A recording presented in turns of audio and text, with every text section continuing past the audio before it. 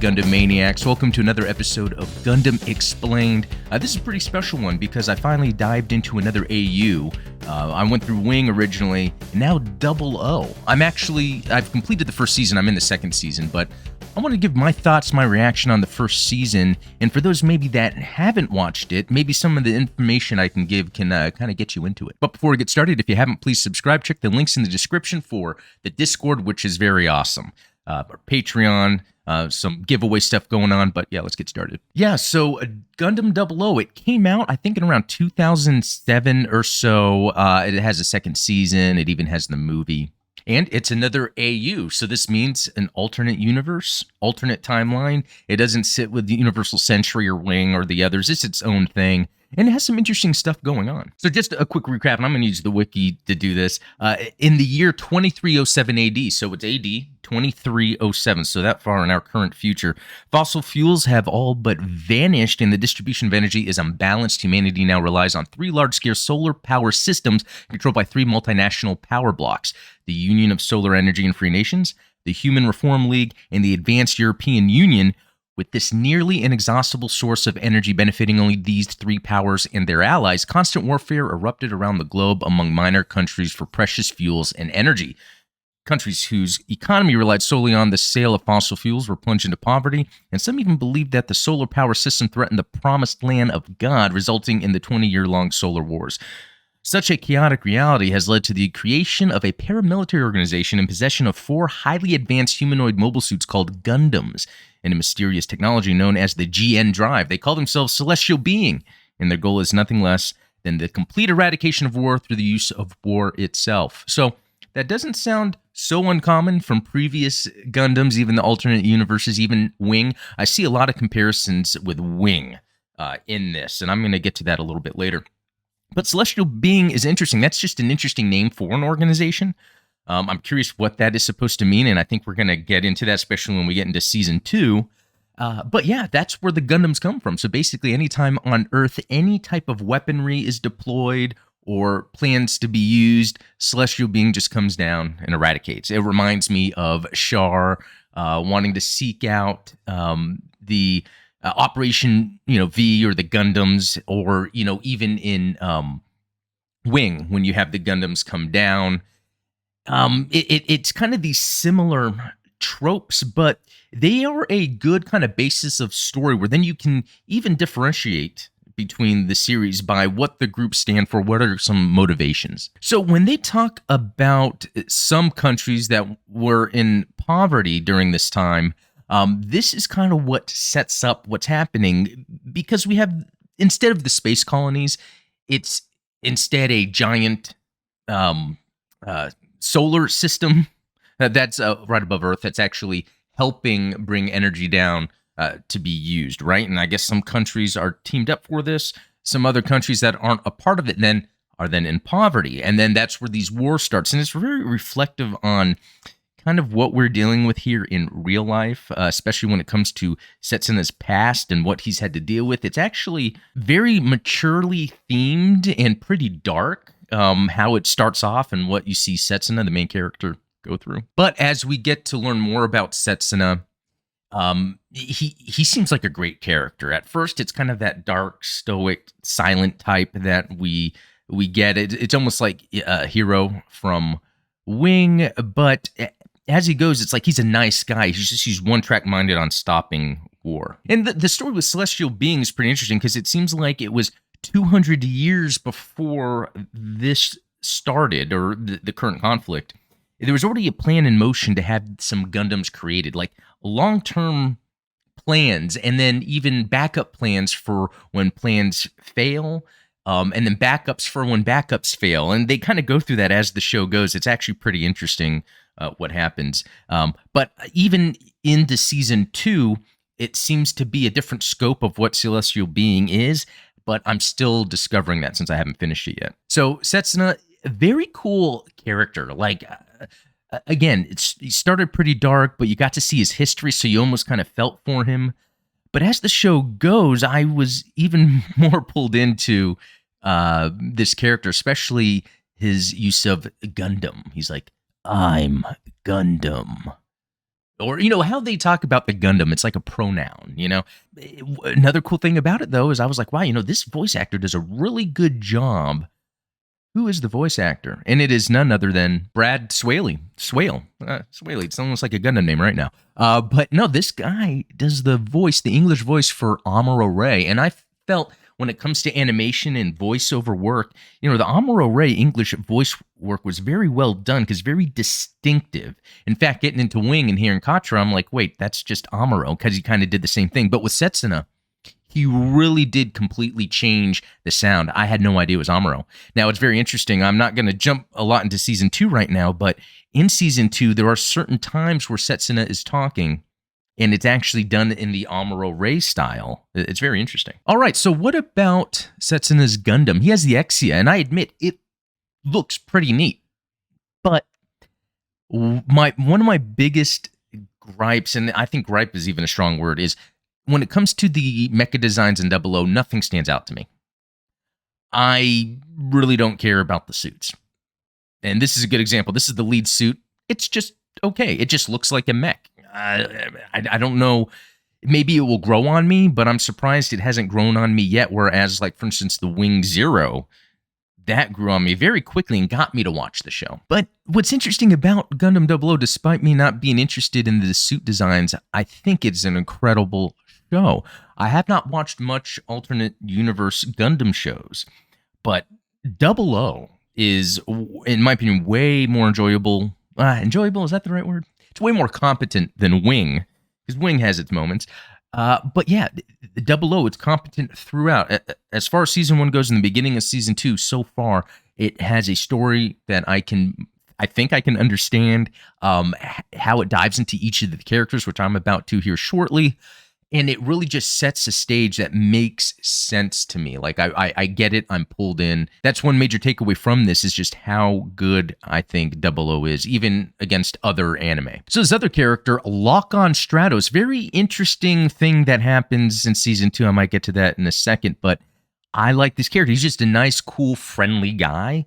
I love how he talks to Haro all the time in his mecha. Even inside his Gundam, he has this sniper rifle that comes down. He can like aim and shoot, and that's kind of a neat little thing there.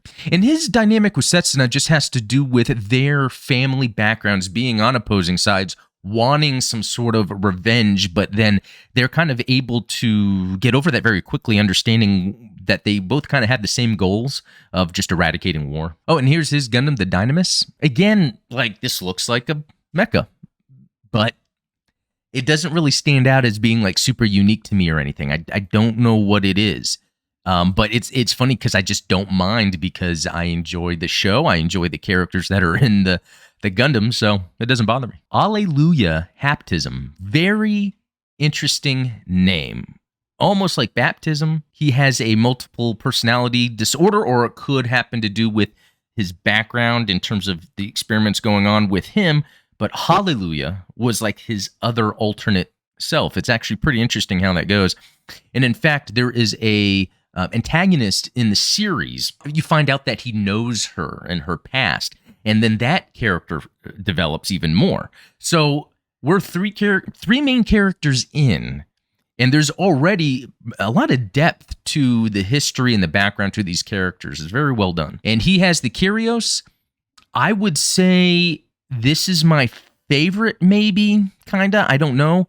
It's still kind of basic in its designs, but what's cool is it transforms. And I'm always a big fan of any transformable flight-based mecha or Gundams especially, and I think this one is very cool. I like that it's featured quite a bit. And it even reminds me that in Season 2, we see a lot more space fleet conflicts and battles, which are really cool. All right, Tieria Erde. At first I thought this was a female character, but I think that is kind of done intentionally with the design. That's sort of a lot of Japanese anime, the male characters kind of have more of a feminine look to it. I think that's just the culture or whatever, and not too big of a deal. It's really cool because then there's something that happens in Season 2 that, again, kind of dives into this character and gives them a little more depth. Another interesting element, especially when it comes to this character, Tieria, that's similar to Wing is at the beginning of Wing, the main pilots didn't seem to care for each other or even know about each other. And Tieria is one of those kind of pilots that doesn't really care about the rest of the team, although they kind of turn around on their own and you learn more about the character into season 2. So again, the depth is there. So I would say this is a very interesting character to follow. All right, and then we have the Gundam Virtue. You know what? I do like this design. It's more of that. It's like, oh, it's a unique take on the typical Gundam because it just looks like a chubby Gundam. I mean, that's what it is, a chubby Gundam. But it actually has another form to it. And that this very interesting look. It kind of goes back, a lot of design elements I'm seeing has to do with designs we're seeing out of like the Build series, even though I haven't totally dived into that, or even some of the Gunpla model kits that come out of that. They seem to have a lot of the similar angularities to them, especially the legs. It's reminding me of that. But, this one's pretty cool. That has like these tendrils that stick out. That's when all that armor comes off. And then it's this other form. It's pretty interesting. But I kind of like that element because then it's just within the Gundams, they all seem to have something unique about them. And this is the example with the Nadleeh. If I'm pronouncing that right. Yeah, so Tieria's alternate form. Some other aspects I'd like to touch on is the music. So the music within the show, the episodes when they're battling, the music is excellent. It's very different than what I'm used to in Gundam, but it just works so well. I don't know what it is. There's kind of this male chorus that's going on with a lot of it that really allows it to feel epic in a way. And serious in tone, which really matches what this show was going for. And when it comes to the opening and closing, none of them really stood out except for the second opening of season 1. I like that song a lot. That song is stuck in my head all the time, even as I'm watching season 2. So shout out to that second OP. I'm curious what you all think about that. What's your favorite song from the openings or closings? And what do you think about that second opening song from season 1? Because I think it's excellent. As for the art and animation, I think it's great. I have no complaints really because they can kind of go all in with like the battles and how it looks. Anytime there's a character on screen, it looks good. I really have no complaints about it except for one specific aspect that it seems there is less focus on sort of the cinematic representation of a scene. Things seem to be just, and I don't know how to explain this really, like in the original Mobile Suit Gundam, there were so many specific scenes that are kind of iconic in terms of the cinematic approach. That could be Amuro landing with the beam saber and the explosion behind him. Little things like that. And I just noticed in 00, I didn't see a lot of that, like unique, stylized perspectives or scenes, but that hasn't necessarily bothered me because the show is fast-paced with its storytelling. It's constantly moving forward and taking you to the next scene, and it does it without it having to be crazy. Like, you can really follow this, unlike most Gundam, unless that's just me. But with some other design elements, I noticed in the first season, there are a series of female characters on the main ship, the Ptolemy, that are very, I think there's a term for this, like girl anime, where they have the high-pitched voices, they act all cutesy. It kind of is in contrast to the rest of the show. Even the main Miss Sumeragi, which I love that character because she's like a tactician and she's able to to plan out future events and what could occur, what the bad guys thinking, what they can do, what are some backup plans. And that is very interesting to hear when they talk about that stuff in the show. But the way they animate her and draw her is she's very upper torso heavy. And that's not a problem. It is kind of distracting. It's like, oh, look at that. Oh, what were they talking about? No, but it's just weird because then in season 2, they completely drop that. But there's a lot of cool stuff that happens in season 2. Season 2, it's very cool. It takes place, I think, 4 years later, and they really do a good job. It almost seems like it's a completely different series continuing what happened before, and so far I have no complaints. So far, there's some hints of some fantastical sci-fi that might occur in season 2. So kind of excited about that. But anyway, that's my initial reaction of watching season 1 of Gundam 00. I think it's top tier when I think of things like the original Mobile Suit Gundam, Zeta Gundam, Double Zeta. To me, this sits up there with, the Double Zeta. I like Double Zeta, though. I think this is a great show. It doesn't have the history of the lore, so this is something that you would, watching 00, you're kind of starting scratch with a whole new universe, but it's done very well. I recommend anyone to watch this. It's on Hulu. There's even a movie, too, so I'll be doing my reaction of season 2 and reaction of the movie as well. But if anyone hasn't watched 00, please check it out and let me know what you think if you have watched it. Am I on point with my thoughts about it? Have I missed something interesting or compelling about the first season that kind of changes the show? There's some other cool things that did occur when it came to the mobile suits. The characters, the bad guys. There's all these different bad guys that it seems more like a mess until you get into season 2.